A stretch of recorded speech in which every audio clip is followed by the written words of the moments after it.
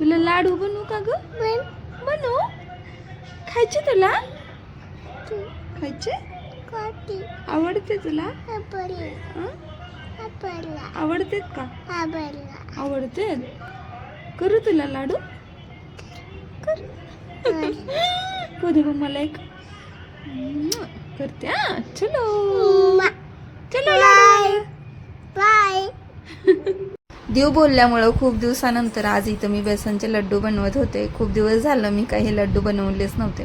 जेव्हा सिंगल होते, मुलं नव्हते आणि ह्यांनी पण जेव्हा साईटवर जात होते आणि जेवायला पण घरी येत नव्हते, त्यावेळेस मी बऱ्याच साऱ्या रेसिपी ट्राय करायची. पण आता ह्यांनी पण जेवायला येतात, घरी पण मुलं असतात, दुसरे पण कामं असतात, म्हणून अशा काही रेसिपी ट्राय करायला मला जास्त वेळच नव्हतं. पण देव बोलल्यामुळं आज मी लड्डू बनवायला घेतले होते. जेवढे आपण बेसन पीठ घेतलं होतं तेवढी साखर इथं घ्यायची आणि चांगलं तुपात भाजून हे लड्डू आपण बनवू शकतो. त्याच्यामध्ये विलायची देखील टाकायची मस्त असं वासासाठी.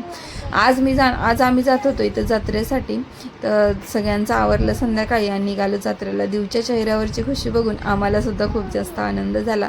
मुंबईमध्ये म्हणजे तळोजामध्ये छोटीशी जत्रा इथं हमेशाच असते. नेमकं कधी कधी असते आम्हाला पण माहीत नाही, पण खूपदा असते वर्षातनं.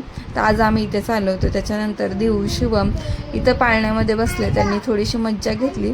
मला काही पाळण्यामध्ये बसायची वगैरे इच्छा झाली नव्हती. त्यांना फिरताना बघून मात्र माझ्या पोटात मात्र चांगलंच फिरायला लागलं होतं. खूप सारी खेळणी काही वस्तू बघून झाल्यानंतर आम्ही इथं बसलो होतो आणि त्याच्यानंतर थोडंसं पावभाजी वगैरे खायची इच्छा होती, पण काही चांगलं नव्हतं म्हणून नाही खाल्ली. मुलांना या पाण्याच्या बोटीतसुद्धा बसायचं होतं, पण देवला काही इथं बसायला अलाव नव्हतं म्हणून शिवम बसला. आणि त्याच्यानंतर थोडंसं फिरून वगैरे आल्यानंतर आम्ही घरी आलो होतो. चलो बाय, आजच्यासाठी एवढंच. परत भेटूया.